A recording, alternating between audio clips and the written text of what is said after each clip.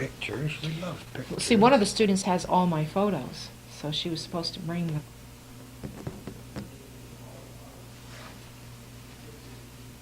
I love to say it's a sunshiny day, and sometimes it really is. We're on the 30th day of March 2004 at Seton Catholic in a room that just feels like an old shoe. It fits so good when I sit in the chair over here. It is a beautiful sunshiny day, a spring day, getting ready for daylight savings time this weekend, and kind of an exciting thing happens around this time of year. The gang gets back from Nicaragua in the Mission of Hope. And I have Sister Debbie with me. How are you doing? I'm doing today? fine, Gordy, thank you. And we had planned to have 7 or 8 or 10 students here, forgetting when we made the arrangements that they weren't in school right now. Right. So let's see how many of them remember.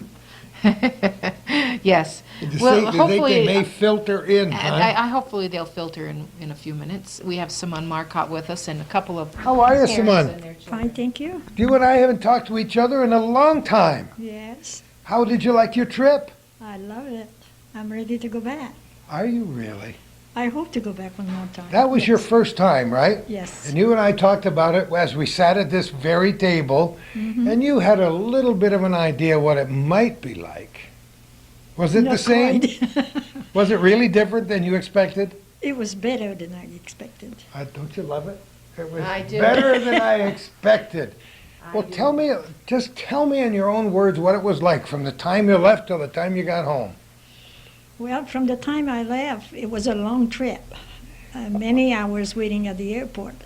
But it wasn't that bad. The flight was only 5 hours. And we were glad to get there around 11 o'clock, midnight maybe. But the next morning when I got up and we all gathered together, immediately I find that we were a great big family. Even though I didn't know, we were 60 people, I didn't know anybody except Sister Debbie and Sister Stephanie. But it didn't matter if I remember their name or not. We were just a great big family, going to work for the same house. And it was wonderful. What kind of things did you do? Well, first I was assigned in the kitchen for morning and lunches. But after a couple of days, we kind of relieved each other Oh, did you? with other workers, so I had the chance to go in the country. And my first outing in the country was to go deliver rice and bean in the rural area, which was the most memorable thing for me because we had a direct contact with the people in their home, and we really saw the true poverty there. Couldn't believe. It's hard sometimes for us to describe that. Mm-hmm. To those of us, even for the folks watching our program in our little corner who don't have a lot of money, I bet you they would be surprised if they could walk into some of these places that they call home. Mm-hmm. They really aren't very much, are they? Oh no, it's just a shelter. It's just a shelter, almost like a lean-to. Yeah. It's made of scrap of metal, whatever they can find to build it, I guess. Except the new one that the group built. It's something nice compared to what they have. But surprisingly, I find the people very, very friendly and neat looking. Probably because they were expecting us.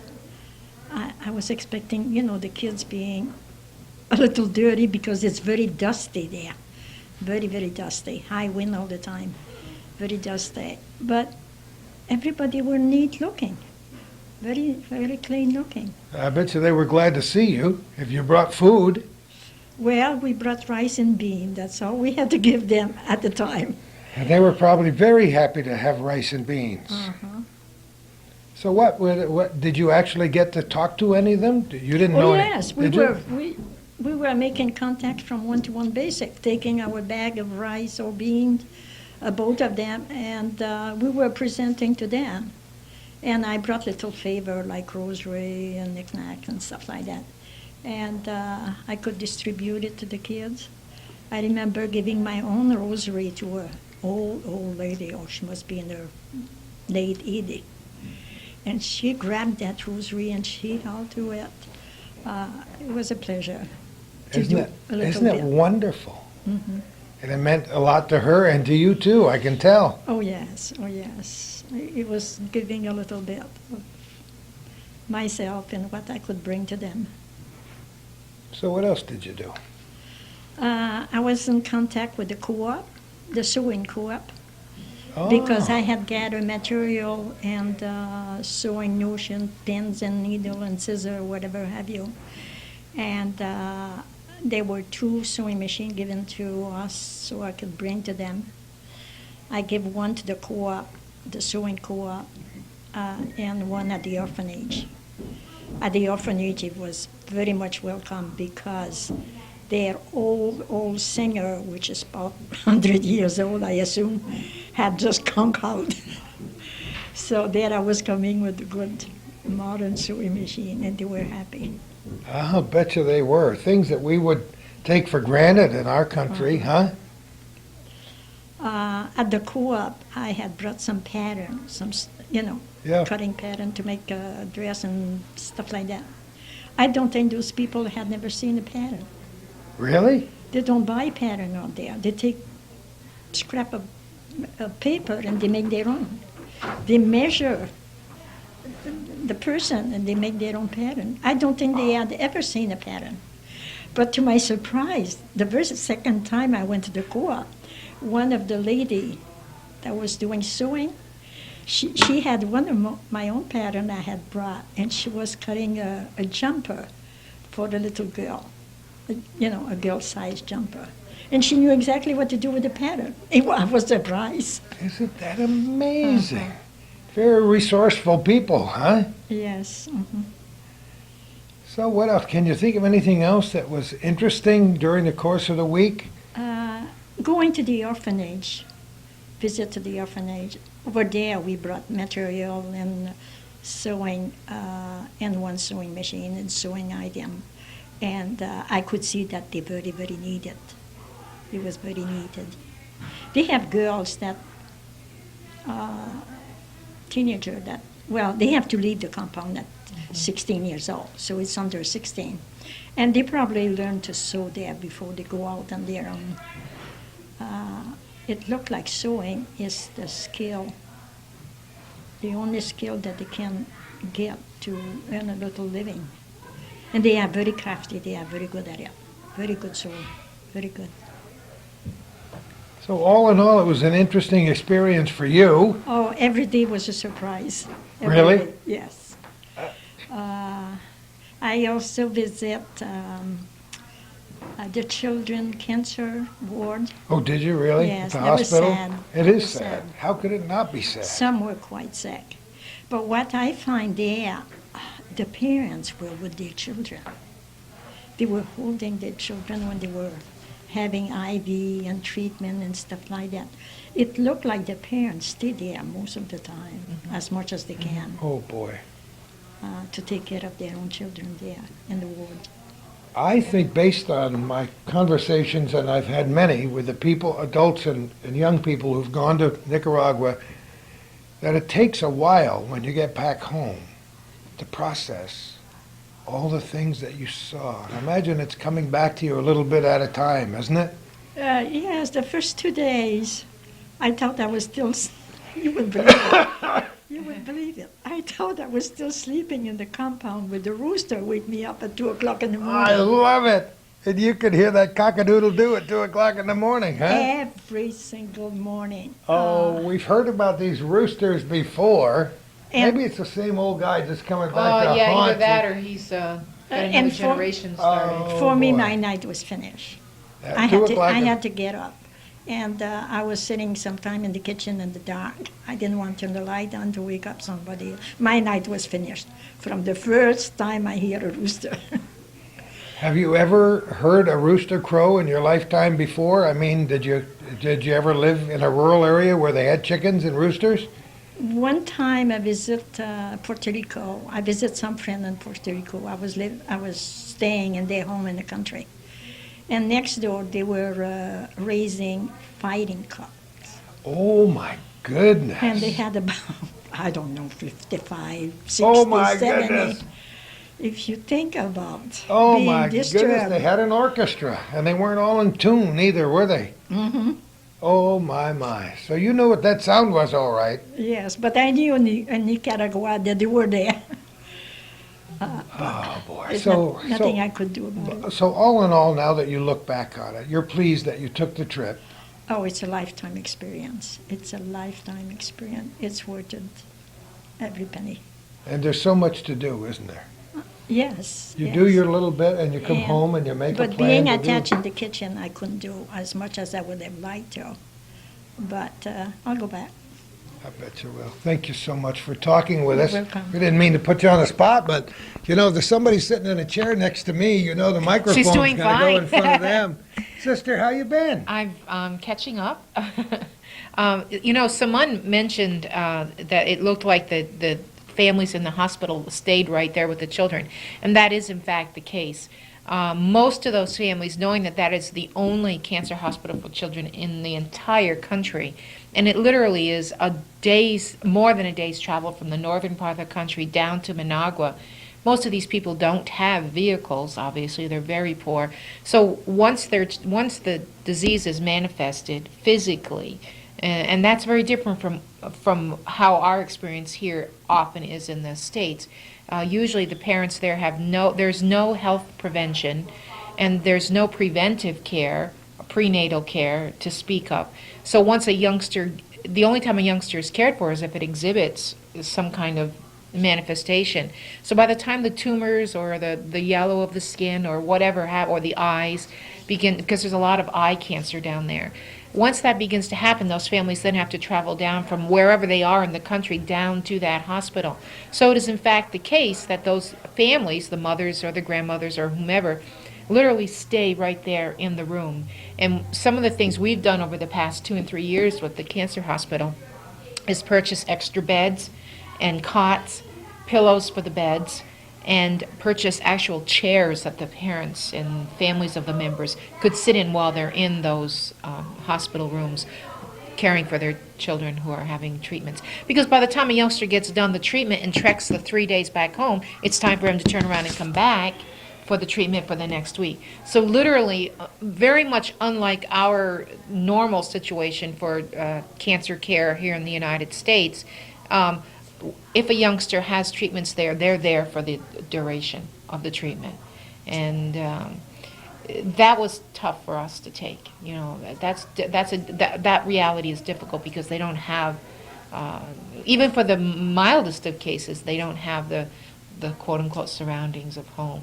So we've tried to remain faithful to that situation and bring our presence our presence with a CE, as well as whatever little gifts of stickers or toys for the playroom area that we've brought. We brought a large supply of bed linen to that hospital this year, as well as actual medical supplies. So Simone is right when she says it looks like they're staying there for the duration. They in fact are. Because they are. I should point out, I suppose, for the benefit of those who don't watch this show regularly, shame on you. We've been doing these shows for a long time. Not only have Calvin and I been working together for a long time, but we've done a lot of programs sitting at this table and at other connected tables, connected with the Mission of Hope, since you began. And I think it's important that we just give our viewers, if they're first-time viewers, a little bit of history. You started the Mission of Hope in 1998. Wow. As a result of Hurricane Mitch, and we just completed our 10th mission.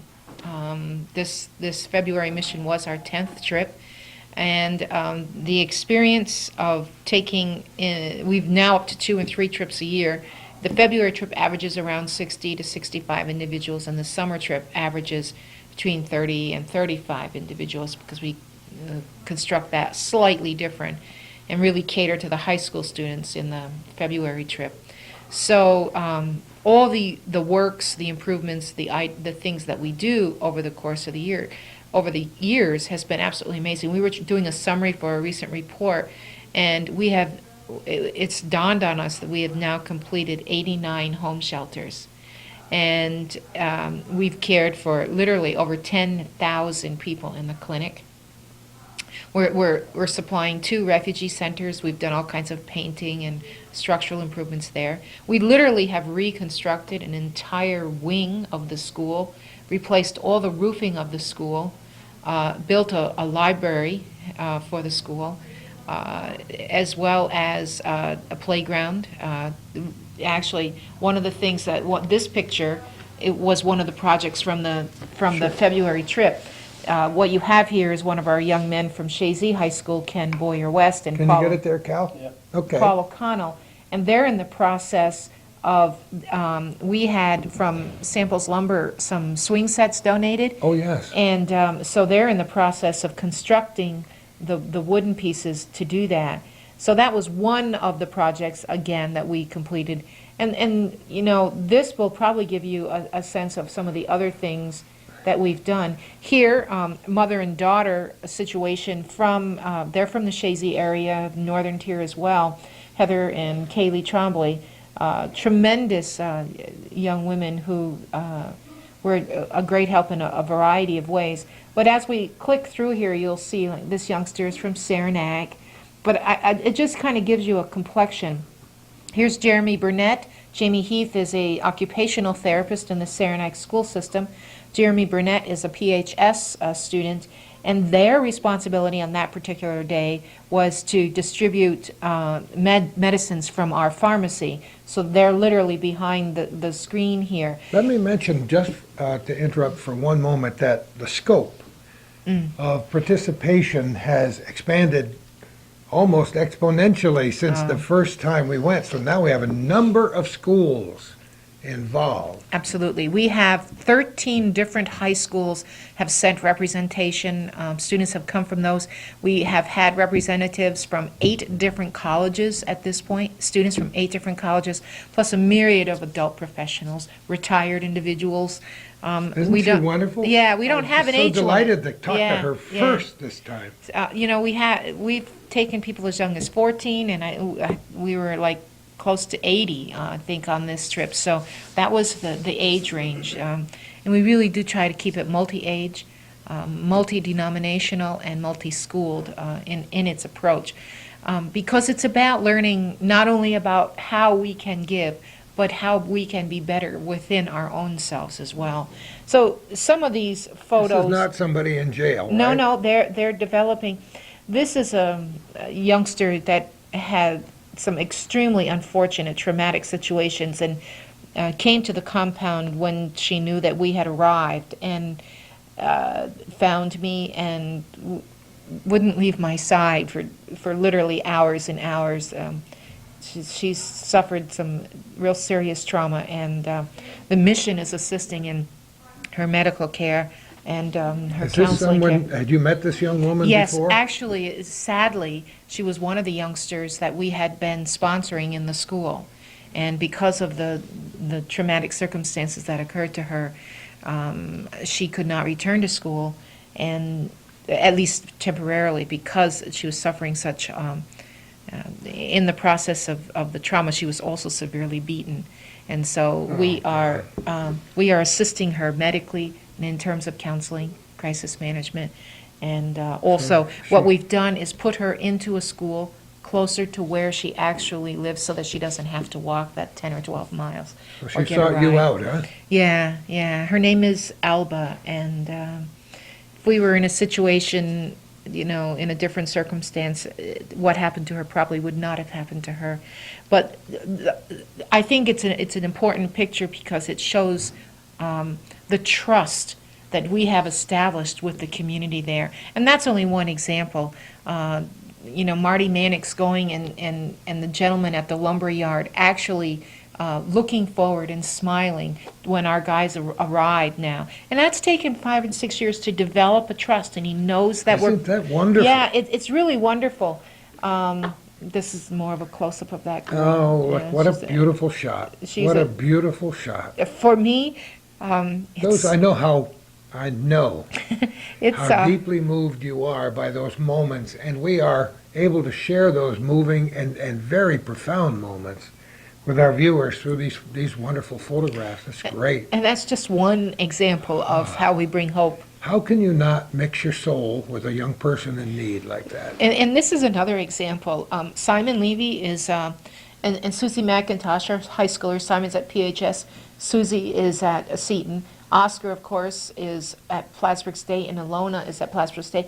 Kristen is at Plattsburgh State, and a former student that graduated from high school and keeps going back. And we have a student that has arrived. That's I'm so wonderful. happy about that. Get over here. And so we'll come back to this. We'll finish this, and then we'll chat with Lindsay, and then we can come back to these I things. think that's terrific. What was happening here is that we had visited a jail, and one of the things that I have said repeatedly with this mission is we did not find the mission. The mission found us. You know, people keep saying, who founded the mission? And people say it was Jean-Millet Flores, Eve McGill, and Sister Debbie. Honestly, in reality, we were just in the right place at the right time. We Isn't were that what it's all about? simply responding to a call. And we heard this plea, this woman's prison, and it's the only woman's prison in the entire country. And we heard this plea that they were desperate for materials and supplies, et cetera, et cetera. So we said, we're on our way to visit the Minister of Health, which we'll talk about later. And we said, well, let's stop and visit the prison. Guess what the name of the prison is? The Jail of Hope. Oh. So we knew we Is were in the it, right place at the right time. And this woman is actually the founder of the women penitentiary system in Central America.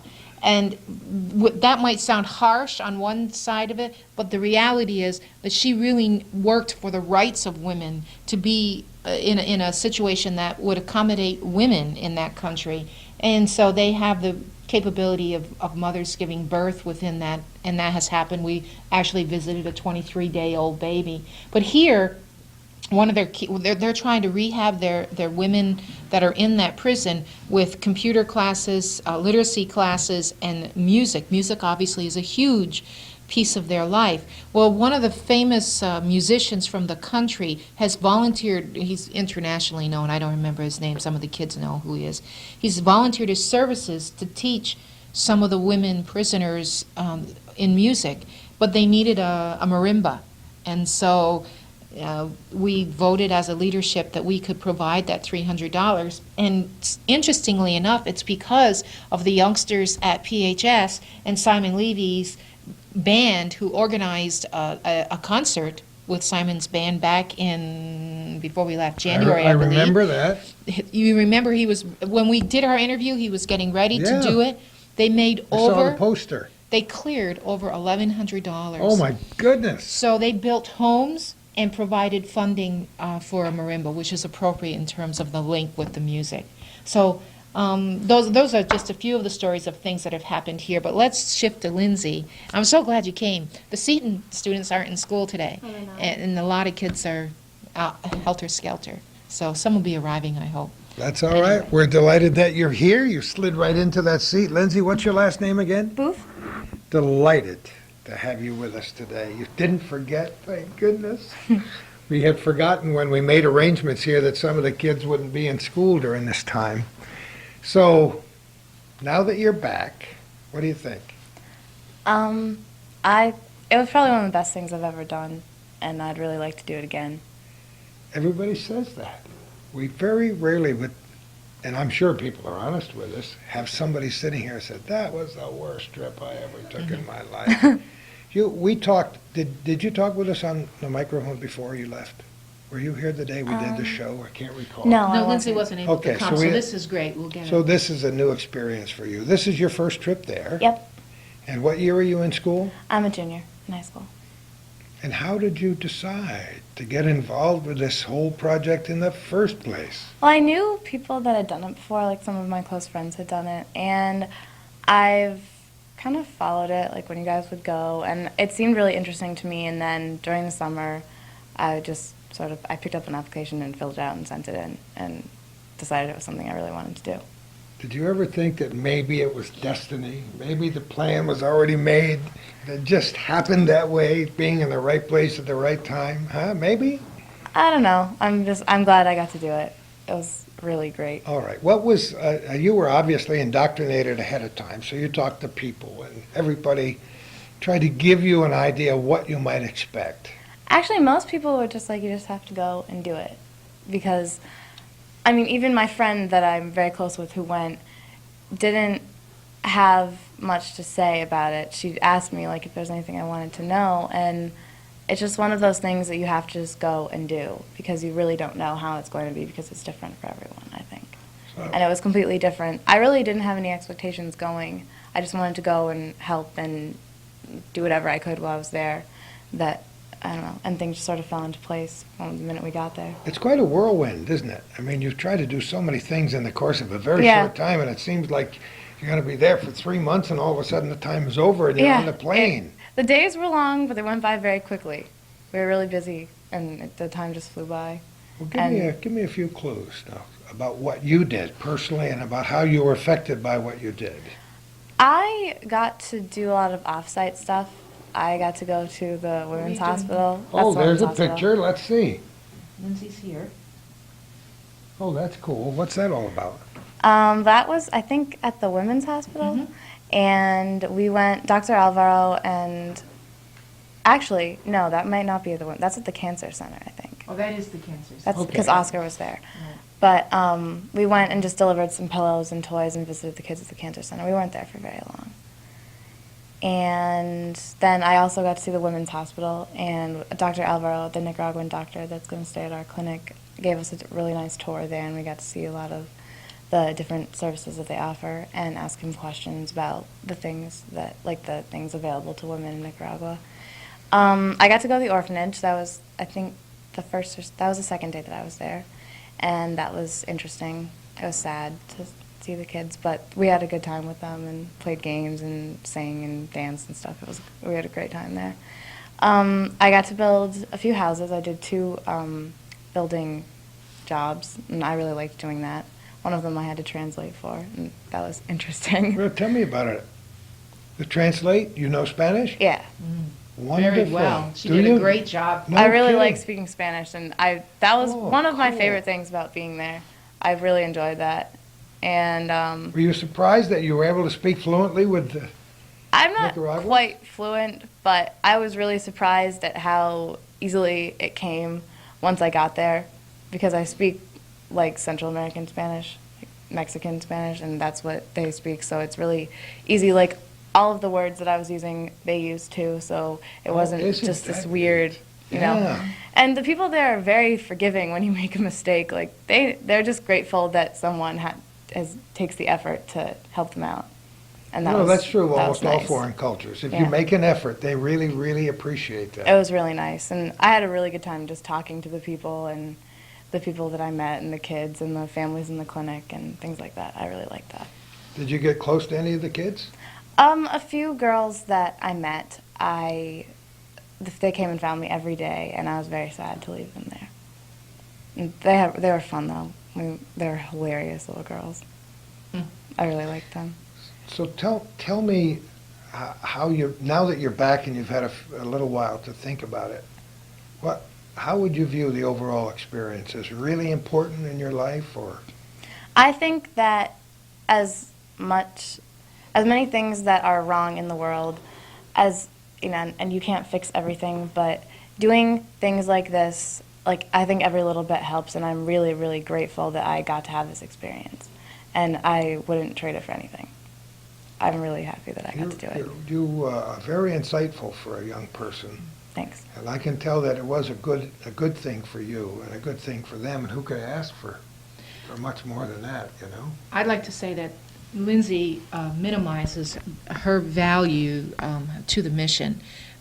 Prior to the mission, Lindsay mentioned the women's hospital and the clinic, and here I think you're loading rice and beans, I believe, Yeah, that's right. for the rice and beans project. But Lindsay and her mom were a tremendous source of support for me, particularly in contacting local doctors' offices, and they had friends that were physicians and donated tons and tons of supplies, did the running around to get that kind of thing. and assisted in coordinating that piece for us, which is critical because, as Lindsay mentioned, for the first time, our clinic is up and running now. When we left there, for the first time in 6 years and 10 missions, we will have the clinic running 3 half-days a week, based on a grant and hopefully continued contributions from the people of the North Country. We know it's sustained through August, and we're believing that it's meant to continue after August. But so this is a picture of Lindsay where she was loading rice and beans. But Lindsay's also the kind of youngster where she really was very, very good at her Spanish translations. But I don't know how to say this except that there are some youngsters that demand more attention than others. But Lindsay was the kind of youngster that no matter what you asked her to do, it didn't matter, it would get done. And she just rolled with whatever kink in the process. And as we all know, there were lots of kinks every time we go to a Central American country. Everything worked out, though. Everything, Everything and I worked. agree with Lindsay. When there are kinks, I think there are reasons why there are kinks. And I think there are reasons why we're pulled off whatever we thought we were supposed to do for the day or whatever. But she was a tremendous asset to the mission, and I wouldn't hesitate to take her again. Most people who are your age have no clue about what they want to do later on. Have you made any choices? You're as I said, you're very mature. You have a wonderful voice and a great way of speaking, so your head is on straight, as my mother used to tell me. Your head's not on straight, but yours is. Do you have any, what would you like to do when you leave high school? I'm definitely planning on college. I'm not really sure what I want to do in college. I'm leaning towards political science, law, something like that. But who knows? Maybe even foreign language. I don't know. Any other memories now that you'd like to share with us before we move on here? Not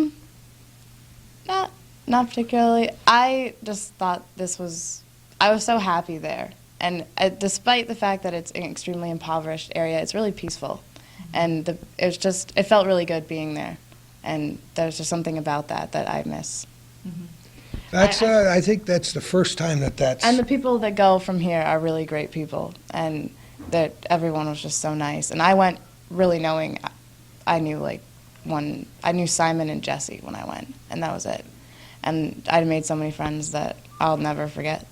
You know, sometimes, this is an important point, and that's why I want to just underline it a little bit. Sometimes we get really caught up in the wild existence that we have just to get our schoolwork done and get things done and try to develop what we think are important relationships with our friends and collecting new pairs of shoes and special clothes to wear and so on. And once again, our elders used to tell us, you've got to get back to square one. And when you talked about peace, so I think you're talking about getting back to a simple place. I think it's getting That's back to peaceful. a simple place, but I think it's also entering inside one's own self, Yeah. coming to a deeper Introspection is center, important. of one's self, and that is provided in a circumstance like what we were in, because you literally are stripped of all those things that we cloud our lives with, the material issues and the hustle and the bustle, and it's not that we had slow days. I mean, they were long Yeah. days, but in the midst of all of that, They're long because we did a lot, and it seemed like I would get up at 5 because we just couldn't sleep in the morning because of the roosters. But we'd get up, Another one with and the we would roosters. think, the first day that I was there, we love it. were bringing materials to the job site that was near the compound, and we thought we were like, what time is it? It must be lunchtime. It was 8:30. It was like quarter of 8 or 8:30 or something. It was really funny. We're like, Time wow. takes on a new meaning, is that what you're telling me? It was nice though, because then I still had the rest of the day. Right. There was still so much more that I could do, and I liked that, because everything I did, I wasn't like, oh God, when's this going to be over? It was just, I was glad to be there. yeah, I think she touches on the introspection that occurs in an experience like that, and that will continue. I mean, I think months and years down the line, something will trigger a memory for Lindsay or for any one of us, and it will take us to a deeper level of our own selves. So when we strip away all that extra stuff that we have around here, without making judgments on it, when we're placed in a different circumstance with different individuals with a somewhat similar or common goal or value, then you also have the opportunity to learn more about yourself and also learn more about what you're looking for in life. Oh, good. We have a student who remembered. See, I think we're rolling along here. It's like you got them all standing in the hall, and every 10 minutes a new student comes in. That's terrific, Is this Lindsay. you, Lindsay? Yeah. Okay, one of the Good. things in this picture that I wanted to point out before Lindsay moves on, just to show you as much as we've accomplished in the matter of the last 6 years and 10 missions, what Lindsay is walking on here is what's left. The road originally was up here, and this is all the washout from Hurricane Mitch. So as You she's gotta walking be through to the, kidding. no, that's a good picture. We've always tried to get some shots, but this really shows the washout. It's at least 6 feet, okay, down. And the reality is, we didn't even take the kids into some of the worst sections where they literally are just have huge like cliff drop-offs from the devastation of the hurricane. This is 6 years later. The road will never be repaired unless something beyond our scope of imagination at this moment happens. But they're walking out delivering items, and so the people had a moment of peace and tranquility. But over the course of their recent histories, between the Civil War, the hurricanes, and the earthquakes, they're now living with devastation that. One of the big requests that keeps coming from the local community is we need our roads fixed. Well, I don't have the capacity Gee, to we provide say the that same yet. thing over here, don't we? Yeah, well, It's a little different, isn't it's it, a Deb? little different. It's quite different. And the other thing that's significant in this picture is we're always talking about the barbed wire. Everywhere you go down there, there's barbed wire, because barbed wire is used not only to kind of cordon off one's little tiny piece of claimed earth, but it's also used to dry clothes on. Electricity. And used to confiscate electricity from the one or two sources that is. So oftentimes in our clinic, we will see electrical burns as a result of people walking into the barbed wire, Must which is be direct- live. Direct current then, Yeah, DC yeah, current. yeah, they Like we they used to trip have off. on the farm. Yeah, yeah. So that's another shot that I thought would be great to show with Lindsay in it. That's But it also terrific. shows a little bit of why we're doing what we're doing. And So you think you're changed in some small or large way since you took your trip as a person? I don't know if I've changed as a person, but I definitely know I'm glad that I had that experience, and I'm glad that I can say that I was able to do something like that. And I know I have a better understanding of what really is important. You know, I think that would be an ultimate game. well, you know, it's hard to take something really, really good like Lindsay and make major changes. So all you Wow. Oh, so I'm Ooh, serious. boy. And I really believe that with a lot of the youngsters I get, I'm very blessed. I get the cream of the crop in most cases. And so the changes that we'll see in some of these youngsters are just the continuation of things that their parents and their family structures and their schools But have done. that's for what them. growth is all about. You can gain insights that you may not even know yet. I mean, we've talked to people who made this trip several years ago, and they're still growing from that experience, no Yeah. matter what they had going in. After just going once, there's still a lot more that I want to do and be able to see while I'm there. One example So, of that insight, I just received an email a couple of days ago from one of the former high school students who had been on 2 missions to Nicaragua. He and 3 other students that I had are in the same platoon and have just been, are in Iraq in the midst of the war. Oh, boy. here we And go. he had an opportunity to email back, and he said, "Oh, sister, this is in some ways so similar to Nicaragua, i.e., the temperature, the turf, you know, the dust, and all this, and in some respects, so very different in terms of the trauma and the fear versus the peace that Lindsay Yeah. was talking about, the extremes." And he said that his experience in Nicaragua helped to prepare him in a way he had not foreseen. The fears and the struggles that he's dealing with on the battlefield, that his experience in Nicaragua gave him a strength of soul and of purpose not that he chose to be in that circumstance, but we will support him in that circumstance. And because he's there, it was nice to know that something that had happened to him on the mission will help sustain him in another piece of his life. I like that. Thank you for being here. Thank you. Thank you for being who you are. You're a very special lady. I can't wait to follow you and see what happens in your life. Lindsay, thanks again. Thank you. Come on over and join us. And speaking of good kids, Come on over. What's your name? So you're going to have to fill me in. Catherine Munn. Kath, what do your friends call you? Catherine. Catherine. So Yes. that's what I'll call you. That's my wife's name, so it's a favorite go. name of mine in all the world. We chatted before, and you were really excited by the prospect of going. Mm-hmm. And tell us now, how do you feel now that you're back? Doesn't she have the sweetest smile in the whole world? It just goes right through your whole body. So what was the trip like? Tell me all about it. Well, this is my second trip, Yes, I remember. and I miss it a lot. I wish I was there right now, actually. Really? Yeah. What was different this time from last? I was closer with the kids this year than I was my first year. Like, they remembered me from the first year, so they were closer to me this year. They did? You Yeah. remembered them too? Yeah, well, I didn't remember all of them. But Some? Some of them.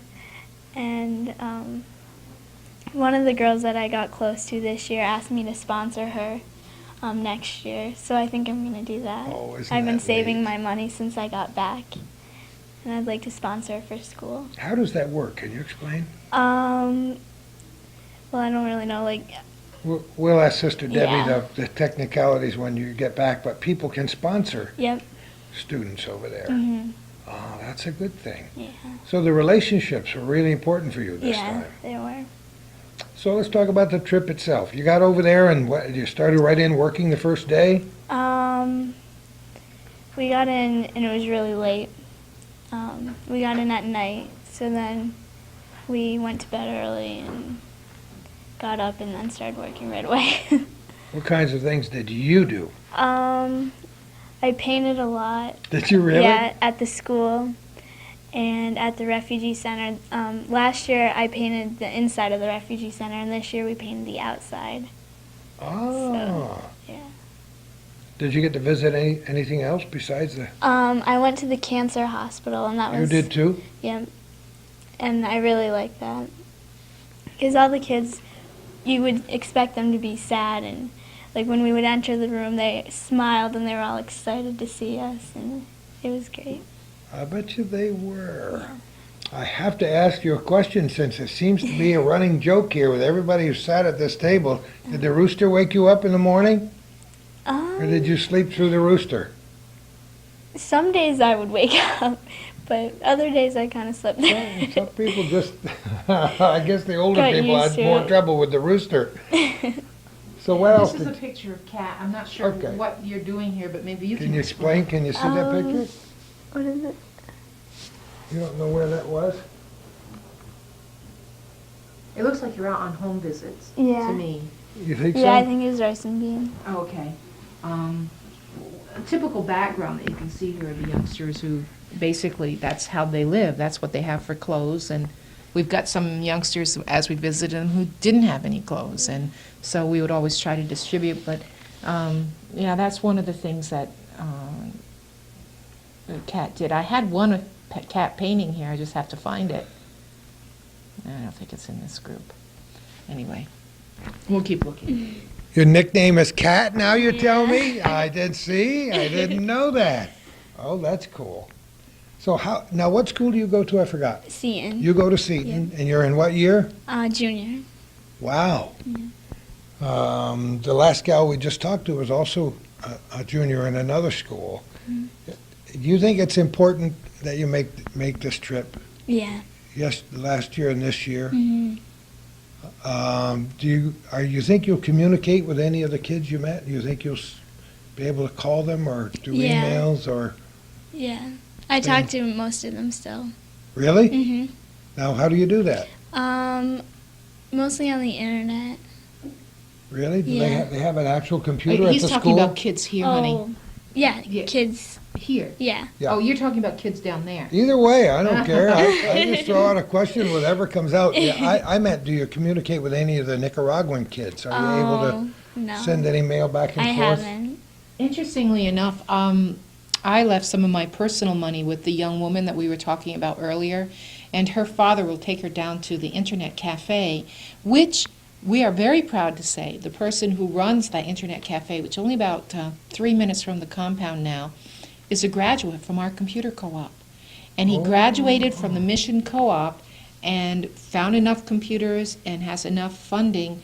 Now he's got a job and he has a life ahead of him. So anyway, it's very minimal. It's pennies for them to get on the internet, and they can buy time by going to the cafe. So we made the arrangements that this young lady will go there and email me every first and third Saturday, and I will email her back every first and third Sunday. That kind of developed at the very end, but I think that piece will be a future piece that we can institute for some of the other students in terms of their contacts. What a great Yeah, idea. yeah. And I mean, like I think I left her $10 for all those months between now and August, and that'll cover all her internet visits, so, yeah. It's kinda Something neat. small, but something big. Yeah, because for her, you saw the need for the trust and the security and the holding on to something that felt safe. And so if she can continue to know that someone cares, she's going to want to live, and she's going to want to and do what she needs to do to heal. And so that was my purpose in trying to do We that. were mentioning when you were out of the room about sponsorship, and Kat said she was going to save money to sponsor. But she wasn't sure exactly how to describe how the sponsorship works. Well, thank you for asking. The sponsorship is $110 for the academic school year, which is February through November. To sponsor a youngster means that when you pay that $110, you're paying for their schooling, you're paying for their registration fees, for a notebook, pen, pencil, shoes, socks, and a uniform for that youngster to go to school for the entire year, which of course, as you It's know, hard to believe, isn't it? it's amazing. And on top of that, a lot of people are opting to also help support Feeding the Children, which is a new project we started this year, so that for $60 more, the youngsters are receiving a daily meal and a vitamin. In fact, Mrs. Booth was just telling me, I forgot my can of change. She started in her home. She's in the laundry room, she has a can, and she said all the change she finds in anyone's pockets goes into Feeding the Children can. Oh, And it's the so old pocket change routine. old pocket change. And a Yeah. lot of the youngsters have done different things along the way. We needed $18,000 to complete that project for 1 year. When we left Nicaragua, we were at 10,000, and I'm pleased to say that as of today, we're over 14,000. So just through word of that's mouth and people making amazing and contribution. It is wonderful. amazing. But to think that we're feeding like almost 400 kids daily for an entire year, paying for all the food, paying for the two women to do the cooking, paying for the person who's going to be buying all the supplies, paying for the electricity, which is extremely expensive in that country. And we might even have some pictures of that as we go along, of the actual, that was a new project we just started as well. So along with establishing the clinic, Feeding the Children project was up and running for the first time on this mission. I love it. Now we know what sponsorship is all about. You even know how much money you have to save. Can you remember anything that was different this year from last year? Did you see anything new, any new countryside? One thing that I did this year for the first time was house building. And this year we had a special house that only the women did from the group, and I was one of them. And it was very interesting because you would see all the men that usually build all the houses. Yeah. They were sitting back watching us instead, because usually it's us. That's pretty cool. Yeah, it's usually us looking back and watching them build the house, but this time it was us building the house. And I really enjoyed that a lot. And that was done purposely for a reason, because we really believe that modeling for the women in a country where they're still considered second-class citizens is important. And we were told this by different people on the government level and women who work for domestic abuse down there, that the modeling of our women has been critical to the respect that the women of the village are gaining in the process. So our women building a home by themselves was an integral piece to that process. So much so that one other big piece that happened in the building of the home shelters this year was when we first started building the home shelters, we started with our team. And then we went with our team and a couple of Nicaraguans. And then we went with more Nicaraguans and a couple of ours. And pretty much by the end, by the end of this year, the Nicaraguans had developed the skills themselves, and we were simply providing the funding and or a supervisor or two. But in that process as well, one of the women who had been observing the process started last year.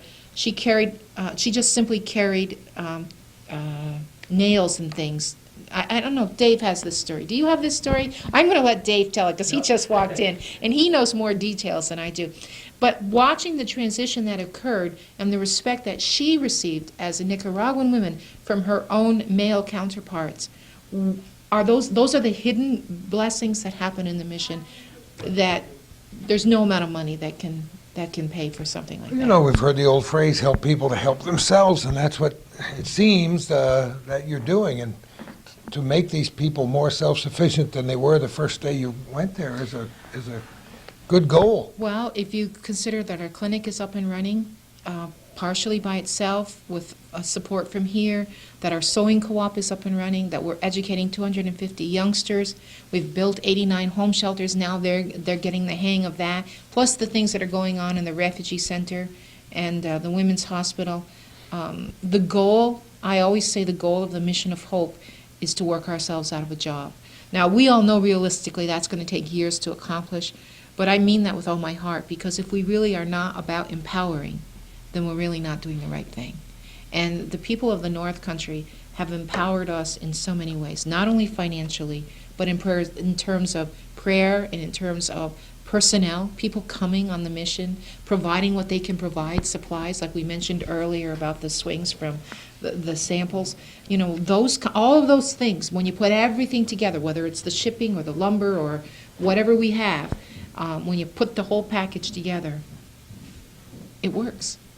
You know, Catherine, we talked about family. We talked about those families and how we touched their lives. But Simone, very early in our discussion today, talked about this family of people who went from here. And you didn't know a lot of the people too well before you made the trip this year, did you? No. I knew a few that went last year, but that's it. So what was that like? Did you become better friends with some of these people? Yeah. Through the Definitely. experience? Mhm. Closer? Yeah. Relationships are important in life, and Yeah. to know these people and to meet them and talk to them about something that's different from, are you going to the dance Saturday night, or, who did what in school or whatever makes a difference. What's in that picture right there? Sears had donated a freezer to us this year, and we took a picture to give them. I bet you didn't carry that on the plane with you. No, that went with the transport. But Sears was very generous, donated a used refrigerator and a stove and freezer, and so we're able to use those items in the compound for the services of whether it's the clinic or our own services. So, and actually also for the feeding the children. So That's changed. That's something else that's changed a lot since the very first Mission of Hope, and how many things you bring with you, how you collect them in the first place, and how you get them there. Are you ironing out some of the bugs? Well, I'm not so sure we're ironing out the bugs because there are always little bugs in the process, but we are learning, and as long as we continue to learn, that's good. Our goal is hopefully to be able to transport a container at least once a year, and if not once a year, every other year. And to do that, we've had tremendous support from Transborder and from DHL and from the Mission, the Stones in Champlain. Those individuals have all assisted in helping us to get the transporting of supplies here, like DHL and the Stones and St. Mary's transported literally tons of supplies from the West Coast, from pharmacies that one of our sisters had been working at out there, and got those to the East. And then they were transported as part of the Transborder support for the container that went down earlier and arrived. Actually, Thank God we sent it early, because we sent it on December 15th, thinking it would arrive and be released around the 15th of January, and it actually was released the day we were arriving. Come on. No kidding. So we also had all of that. That was a huge piece. What are the chances of that happening? I don't know. But that was a huge piece that we had not anticipated in this process. So some of the youngsters spent a lot of their first couple of days just getting the things sorted for the hospitals and for the clinics and for the homes and the refugee centers and all that stuff. I mean, we transported 40,000 pounds of supplies, including a huge x-ray machine for the hospital and tons of material for the Ministry of Health. And so it all worked out, but we're hoping that will continue, because we can take and use significant supplies. It's like one of the youngsters that came with us from the Netherlands. He got home and he said to me, I'm looking around and I'm saying, what can I do here, being over here in the Netherlands? What can I do? And he says, I look around and I see how the Netherlands is overloaded with bicycles. And he said, I think of all the villagers who could use bicycles and the kids who could use bicycles to be transported to school. And he said, now I have to figure out how am I going to get them from the Netherlands to Nicaragua. And this is Ben Rigby, and I'm thinking to myself, you go, guy. That's exactly what it's about, thinking and beginning a process. And it's the person who has the thought that gets the process going. So I don't know how that's going to happen, but I believe it'll happen. Yeah. How does somebody from the Netherlands end up on the Mission of Hope? Actually, we had 2 boys from the Netherlands, which is the 3rd time. The Netherlands connection happened last year with Jorrit Oversteeg, who was an international student here at Seton. Sure. Well, he stayed with the Rigbys, and Jacob and Mark Rigby, Adirondack Penny Saver people, had come on the very first mission that had gone back in 1999, February of 99, and had always remained supportive and connected, and Mark and Corinne have been a wonderful supporter in terms of our publications. And so now what happened after their housing Jorrit last year, their younger son, Ben, is studying in the Netherlands. Ben hooked up with another boy from the Netherlands, Alexander Stenholt. They talked about it, decided they thought this was something they really felt they'd wanted to do.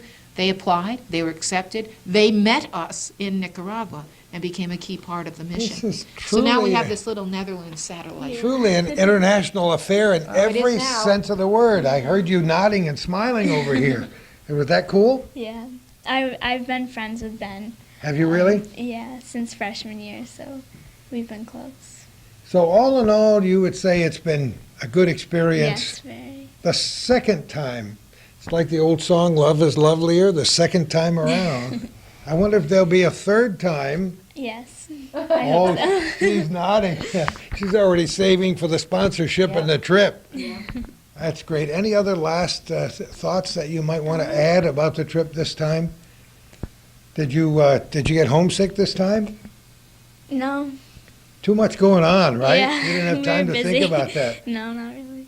Well, you know what, Catherine? Thank you so Thank you much very for being much. here, and that smile is worth With a a million. parting picture of Kat's smile with Liz Hill, and they're assisting in the clinic that day. Oh, And that's so that's a great shot of something they're doing. absolutely. We terrific. owe these great photos to Bonnie Black. She's the one that Oh, yeah. took the photos for our website and for the press. So we're That's great. And I want to thank the Press Republican for keeping us all informed, and those people who remained in communication with the press almost daily, right? Daily through the absolutely. whole- It was daily during the whole process. So between what you folks do prior to our departure and upon our return, and what the press does in between, and now hopefully with what public radio is going to do for us, it will help people to understand that the North Country Mission of Hope doesn't just operate in February. It literally is a year-round project now.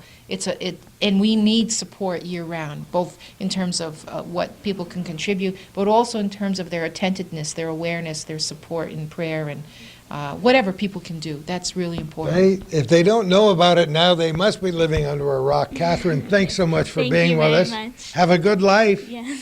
Don't ever lose that wonderful smile. Yeah, Sister Debbie said everybody's going to be watching this, not just because they're Northern Tier people, but they are a good bunch of folks up in the Northern Tier of this area, and we're delighted to have you here. Nicole, what's your last name? A sample.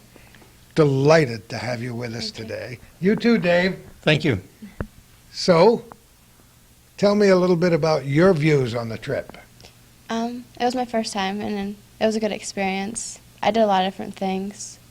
I was mostly out, like I went to the orphanage and the cancer center and the disability center. And I think I liked the orphanage the best because I really bonded with a little girl named Carla.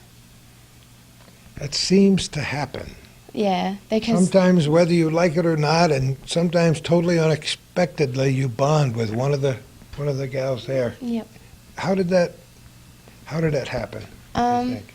Just when we were there, we were handing out like stickers and toys and stuff, and she just came up to me, and the whole day she stood by my side, and she said I was her friend, and she didn't speak any English, but we got by well.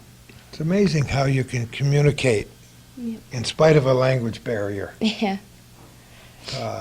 Even though you had a couple of people with you who could speak pretty good Spanish, but they weren't always with you, right? Yeah, well, I've taken 5 years in school, so Oh, you did, so you were. so it's helped. Yeah, it helped me out a lot.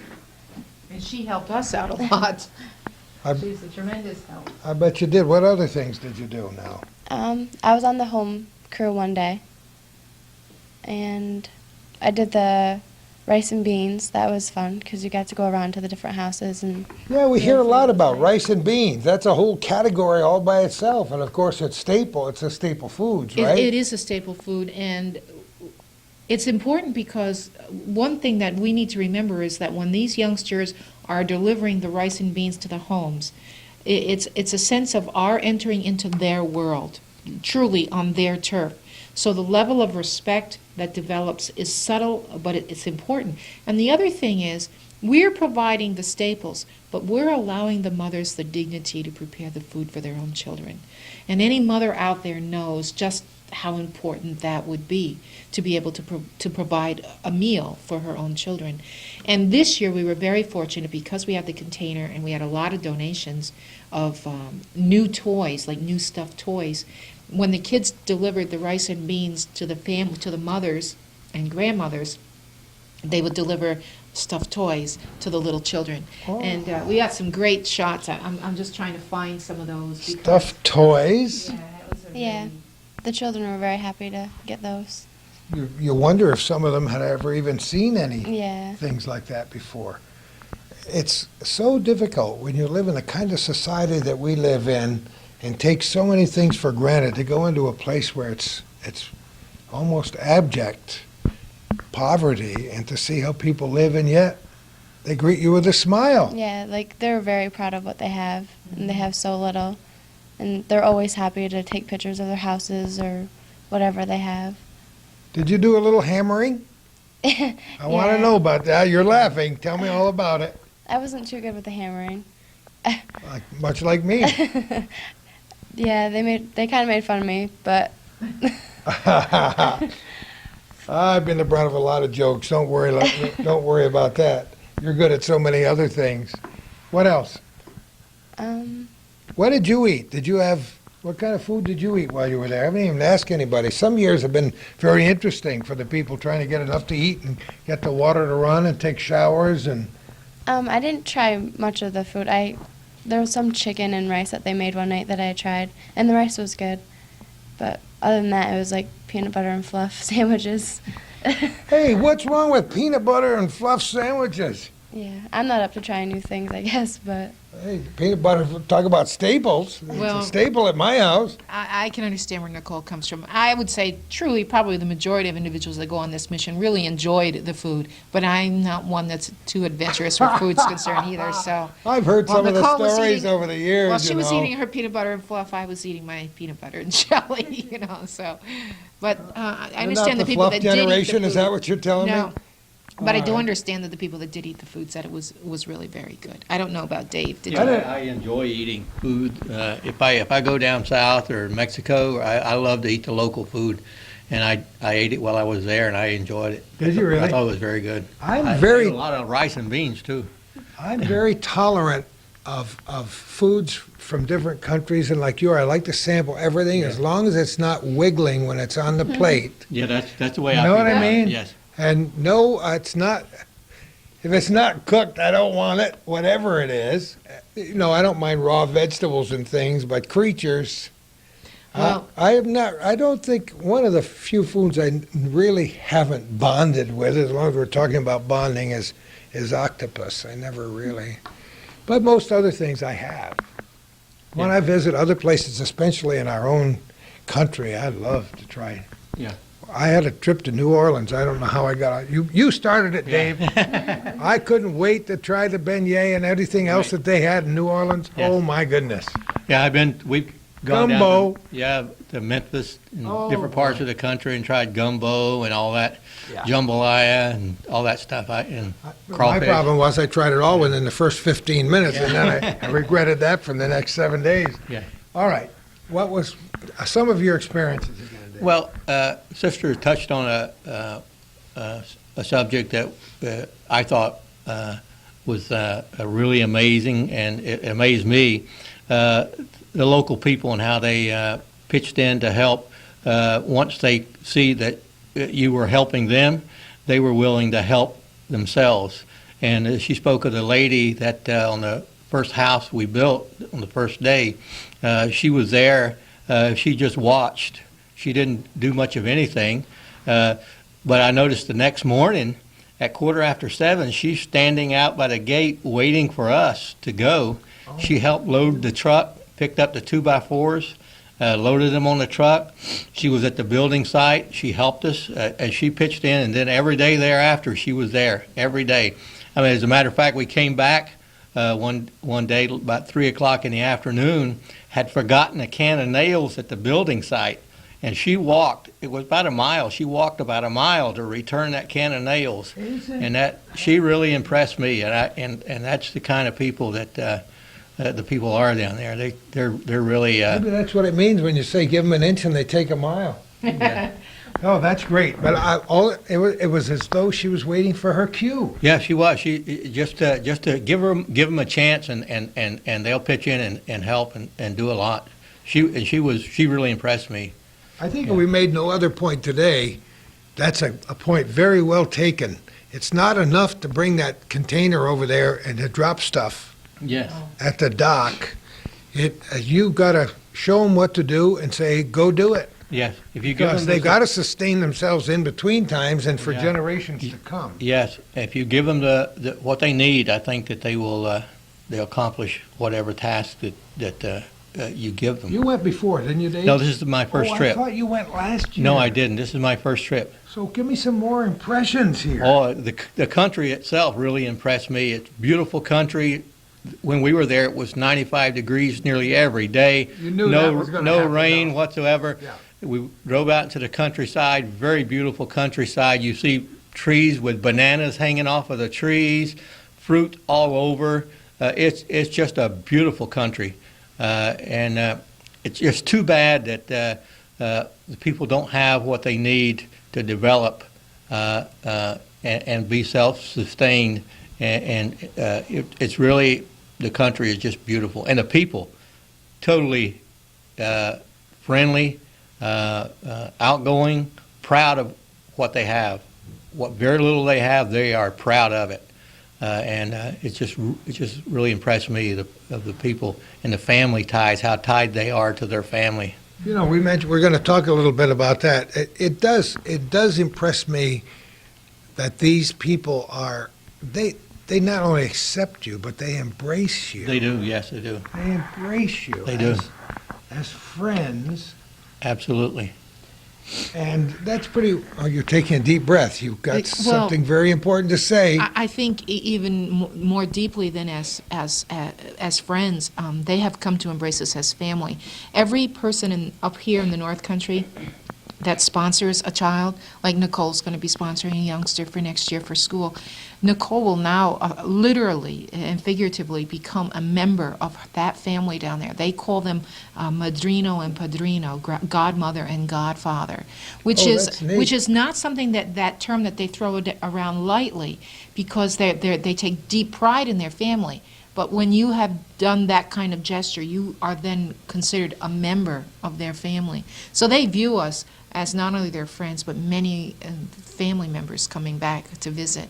And one of the neat things in this photo, it's Dave and Inocencio, and Inocencio told me through one of the translators that this was his first. Inocencio is the local mayor, but he's also the gentleman that helps supervise and coordinate the priority level for which homes we build next.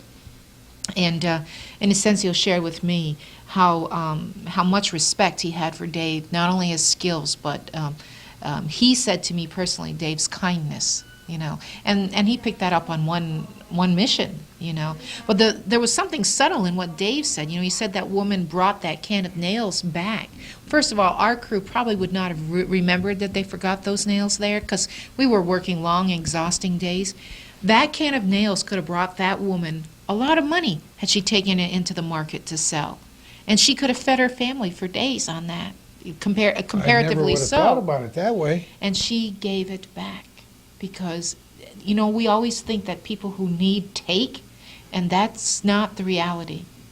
She knew that was important for what we were doing, and she returned it. There is a lot of giving going on, and I'm sure both of you were tremendously pleased to be able to give whatever you could of your talents and your time Yes, and your kindness. right. I really enjoyed it. Yeah. But it's not like you came away with nothing in return, right, Right. Dave? Yeah, I got a lot out of it. I probably benefited more than anybody down there benefited, And just to tell you one little story, and Sister was talking about the ties that you establish once you sponsor a child or something like that. One of the local ladies that lives in Beekmantown who went on the mission trip, she sponsors a boy, and last year, he wrote and told her that his father had died.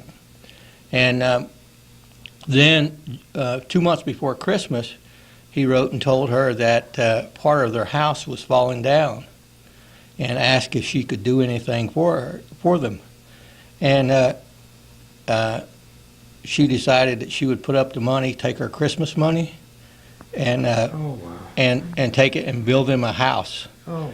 And I was fortunate to be on that team that went and Oh, tore the my. house down. We What tore else? the old house down, Did you rip it out of there? built them a new one, and you should see those two ladies. That there was love there, even though they couldn't speak the language. It You just don't have to. I feel it right in my Heart heart. to heart. Heart to heart, Yeah. right? Oh, absolutely. Oh, what a That's story, one of those Dave. I love it. tear-jerking moments. Ah. But the other piece of that was the woman that he speaks of is Carolyn Giroux, who was not supposed to be on this mission. She had already made her plans and saved her Christmas money, and they were going to do this, and she was going to designate people to help build that home when they went down. At the last minute, we unfortunately had a cancellation of a student who had to be in North Carolina for a college thing the exact same day we were returning. She had gone all the way through the process, couldn't go.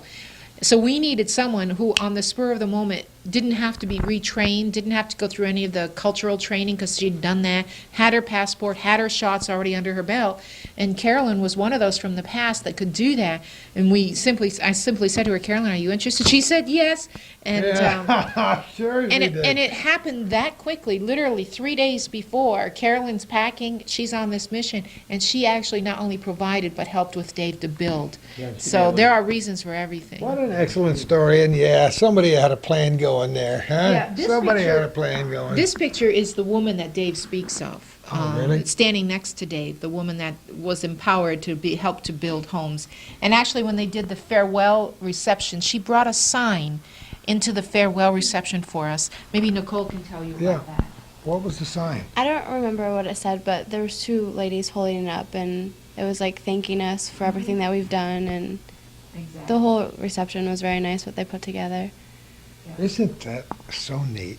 Tell me a little bit more about you were talking about family and how they attach buildings. Yes. Tell me what the reason for that would be. Well, first of all, they can't afford to go out and buy a plot of land. And so if the mother has a plot of land that maybe it's been in the family, could be for 25 years, let's say, and her children, as they grow up, they may not have the money to build or buy a plot of land and build a house, so they'll build on her little plot of land. And then another daughter will build, and you'll find 4 or 5 little houses built on one plot of land, and there may be 15, 18 children in that one little section, but they're close knit. You know, the older lady, the mother that lives in the main house, you can tell how the children and the older her children and her grandchildren, how much they care for the grandmother. It's such a close knit family that it really amazed me how they get along and how they care for one another. Sometimes the buildings are actually attached. Yes, because sometimes they may not have the material to build a complete house. So if they build onto the mother's house, they only have to put up 3 walls. Think about it. Yeah, and then maybe another daughter will build on to the other end of the house, and she only has to put up 3 walls. But I mean, it's totally separate. You can't get from one house to the other. But they do most of the things outdoors. I noticed that. You know, they do their washing outdoors. A lot of them do cooking outdoors. And so the houses, they are very neat inside. You know, I went in a couple of the homes, very neat inside, clean, and they're very proud of the house. I know one lady, my first day out working on the job, one lady came over and grabbed me by the arm, you know, and I didn't know what she was doing, you know, and she pulled me over next to her house, and she made a motion like this. She wanted me to take her picture standing in front of her house because she was proud of it, you know, and I did that, and I got that picture at home, and it's something I'll treasure because, you know, she was so proud. We talk about Kodak moments, right? And we all go to Yellowstone and Niagara Falls and yeah, I've got some of those. Bermuda and all of that stuff, but Yeah. these pictures, Yes. talk about a picture is Yes. worth 1,000 words. I Yeah. imagine when you take that picture and you look at pictures, did you take pictures too? Yeah, I have Did a lot you? of pictures. I think I took over like 200 pictures. But I don't, you know, I'm 200 pictures Yeah. What? I didn't bring it with me today. today. But, you know, the point you people make me wax eloquent here on subjects that are near and dear to my heart. Photographs are very special things, and some cultures believe that a photograph captures some of your soul, and some folks don't like their pictures to be taken. But I do believe that a likeness of somebody or a photograph does capture some of the emotion and the sentiment and the spirit of the moment. And I think you just proved it to me. Both of you just proved it to me. As we look at these, I mean, we get emotional when I get emotional. I wasn't there just based on what you're telling me. So your photographs will probably be important to you for as long as you live. Yeah, very important. I look at them all the time. And I have a picture of the little girl, Carla, like right by my bed in a photo. Not a bad idea to look at that photograph at least once a day when you're saying your prayers, wishing good thoughts for that child from here to there. And if you think for one moment that sentiment of yours doesn't get through to her, you're wrong. I'm old, so I can talk about things like that because I know those things really do work. And to learn that at your age is probably one of life's best learned lessons. What else, Dave? Oh, I could go on and on. We don't care. We got lots of tape. Any other experiences that you can think of that were special for you? I want to ask Dave, were you the one that carried the woman to the clinic the No, day? But you were there. I was there. I thought about grabbing the lady, and I had second thoughts because I didn't know what her illness was, you know. Yeah, But this is the lady that we're talking about, and she was close to 90, and she'd been brought to church on a Sunday morning, and then she had a hard time breathing, and literally people thought she was going to die right there in front of our eyes. And the guys picked her up and brought her over to our clinic, and our personnel took care of her. She had pneumonia and all those kinds of things.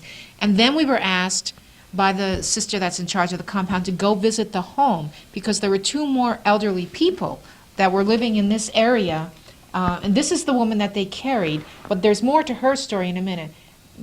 We were asked to come out because the home was falling apart, and there was like this lip of the cement dirt that had been washed away from all the rains, and they could hardly lift their feet, never mind lift it over. So we were asked to help repair the homes. But when we got there, here's the other older woman, and what she's showing you is her kitchen. It's a slab of stone in a little kind of lean-to dirt shack. But she was so proud, as Dave said earlier, she was so proud. But what we learned about this woman that had been in the clinic, she was there because she couldn't breathe. When we went out to the house to take care of her, and there was also a gentleman there who had prostate cancer and was having severe difficulties, and so we were going to try to assist him as well. So there were 3 sick elderly people in this little tiny shack. We found out that woman, one of their remedies is they rub kerosene on themselves for arthritis because they have no arthritic medicine. Oh, my. And this woman had accidentally, she had the kerosene on her, they don't have beds, she just had like a little thin blanket caught on the floor, or the dirt, and the kerosene had spilled onto the blanket and she didn't know it, and she was sitting in it. She had a huge chemical burn all down her buttocks that our people had to irrigate and prepare. Wow. And I'm thinking, something so simple, we can grab the arthritis pain medicines and assist ourselves, or we have all those things. She had nothing, so she's pouring kerosene on herself, ends up with a terrible chemical burn in addition to the pneumonia, which almost killed her. But this is an example of the kind of homes that these individuals are living in, and I don't even really have a great picture because it was just so hard to photograph, to show you. But what you're seeing, this is their home, and here we are chatting with the woman, and she's telling us she's okay. I mean, she's got terrible pneumonia, but her hind end hurts a little bit. And then my nurse practitioner that was there, she couldn't believe it when she actually, saw the burn. It was a huge chemical burn. Considering what they've been through, this was probably just another little bump in the road, Yeah, it's amazing what they go through. It's a rough life, very rough life. So you're very pleased. I could I'm tell very- when you sat down here Yeah. that you're very pleased to have made that trip. Yeah, I was. Yeah, and I felt fortunate, to be able to go. That's the way everybody seems yeah. to. I was so lucky to be chosen. That's lucky right. to be able to go for so many reasons. Yeah, it changed me. I have a different philosophy on life. Yeah, and Yeah. we've talked with hundreds of kids, and we asked a couple of the girls today, were you changed? And they said, well, no, but their feelings were enhanced. But many of the other kids we've talked to who've been there, they were changed, and they were changed profoundly. One young man said, I'm going to be a missionary. That's how it changed his life. Somebody else said, I'm never going to quibble over what my allowance is anymore, and whether I've got $25 for a new CD or DVD or what kind of shoes I'm going to have, and whether I've got 27 pairs of shoes in my closet, because the material things don't seem as important when you get back. Right? Yeah, they You don't. feel that way too, Nicole? Yeah. I'm so pleased that both of you were here and that you both got a chance to go this year, because Yeah, and it was- I can tell yeah. it had a major Yeah. impact. And I'm happy to have gone with Nicole, my granddaughter. I think We're going to have something to talk about for years to come. So, I mean, we count our blessings, and here are 2 of them right here. yeah. Talk about families and family bonding, and Right. what a fantastic opportunity. Yeah, and Nicole, there's some people that live in Shazy that Nicole knows, and they have been sponsoring a child down there, and they just happened to give Nicole the picture, and I'll let you tell them Yeah. about it. I took the picture down with me, and one day I was just out in the compound where all the kids come out for school, and I saw a little boy, and he looked familiar, and so I went back and found the picture, and it ended up being the little boy that he sponsors. And on my rice and beans trip, for some reason, we ended up going to his house, and See what I mean? I didn't know that. See what I mean? For some reason, yeah, go I- ahead. I I met, love it. I met his mom and his little sister and his older sister. His older sister was the one that we took to the women's hospital to get the X-ray. Oh, for the tuberculosis? Yeah, she was his sister, and I got to take pictures in front of their house, which was a house that we had built for them. So it was pretty amazing how that all just happened. Yeah, And it's- the sponsor here in Shazy was really amazed that it just coincidentally happened that she had the picture, met the entire family, took pictures to bring back to show them, and it was just amazing. Just remember this, there are no coincidences. It's, I haven't it's made- God's sense of humor. If I haven't made that point since we've been sitting here, and this is something that I preach all the time because I believe it's all part of the plan, and when things like this work out, I pay attention to that. And no, I just didn't happen to meet you on the street, and no, you two people just didn't happen to be here today. It's all part of the overall scheme. And I like the picture that's being painted. I love the picture that's being painted by the Mission of Hope. And if you aren't deeply satisfied to have been participating with this project since the very beginning, then you're I'm very blessed. There are no two words about the whole experience. I just, the hundreds of people now that have been on mission with us from the North Country, and literally the thousands of people that support us in so many different ways.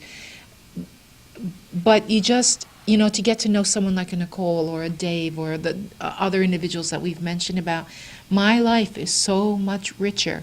And I just happen to be in the right place at the right time. Mine is, for and the- I'm way on the periphery of this whole thing, but I'm enriched. And there's a every net. time I speak to people like you. And there is a networking that's happening among all of us who have been on mission. I mean, for me, it's truly an example of what a modern day missionary is and should be. Absolutely. Most of us, 99% of us, will never spend our entire lives 3 to 5 years in a place missioning to people.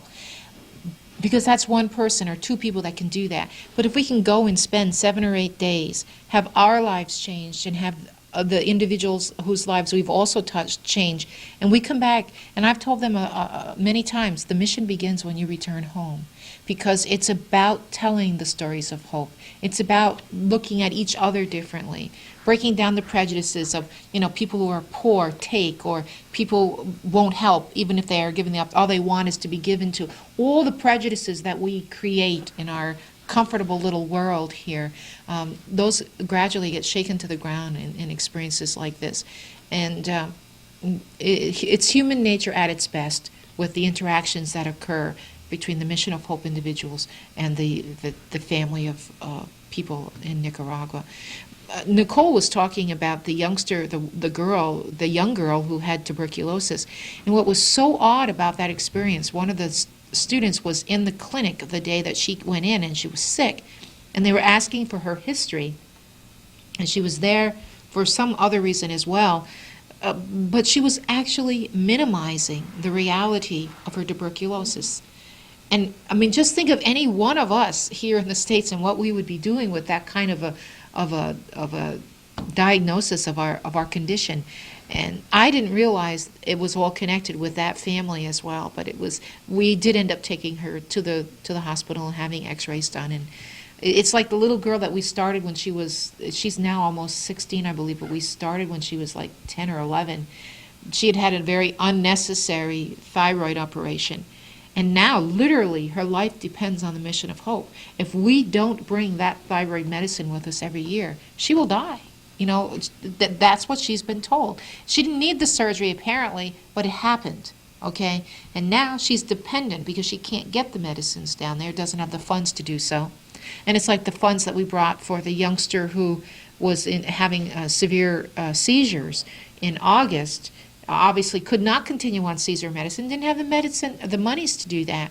And with all the efforts that the clinical and healthcare teams up here have done, we've been able to provide anti-seizure medicines for that youngster for years to come. So we would be here for eons, telling you all the little ins and outs of all the little lives that are affected and all the ways people help from this end. But people's lives have been saved and people's lives have been enriched. And I just happen to be one of those individuals. Maybe my life has been saved in some way too, but definitely my life has been enriched. Well, the perfect circle is being drawn. I don't know how close we are to meet the two ends meeting, but it's not for lack of effort on your part. Plans are already underway for the next one, I'm sure. Absolutely. Gives me an opportunity to say that we're accepting applications for the summer mission, which will occur around August 2nd, August 3rd, for about a week or so. Preference is given to college students, adults, and graduating students from high school, and then we work down. This is a smaller mission, whereas the February mission is a larger mission. And we will accept applications until May 19th. Decisions will be made on May 19th on that plan. And those can be obtained on our website, www.ncmissionofhope.org, as well as a lot of information about a lot of the other projects and a lot of the photos. We hope we've inspired people on many levels who are watching this program today, and our thanks to Calvin, Hometown Cable, and this program called Our Little Corner for giving us the opportunity to preach the gospel, so to speak, because these people are a perfect example of how international relationships should be founded and forged. And we're delighted with the Mission of Hope. I find myself promoting it around at dinner tables and in neighborhoods everywhere throughout the year. I hope that we've inspired some of our viewers to get involved monetarily. There are many ways you can get involved with the Mission of Hope, and the person who knows those many ways best is Sister Debbie Blow, sitting next to me. How can they contact you besides by email? Email dshope2@juno.com. Office phone 561-2599. Cell phone 570-5443. Told you she had it all right there. Yeah, that's And please do make that contact, Dave, Nicole. Thank you so much. Thank you very much. You're what families are all about. absolutely. Thank you. We thank you all for watching this program and for watching all the programs we do. We always urge you to make your comments known to us if you have suggestions about where programs should be. If you know somebody that's got a little nest egg of $10,000 or $15,000 that you'd like to donate to this program to underwrite future broadcasts, Calvin's got way bigger pockets than I do. Let us know that too. And thank you all for participating in any way and for loving each other, because that's what it's all about. Who knows where we're going to be next time for Our Little Corner.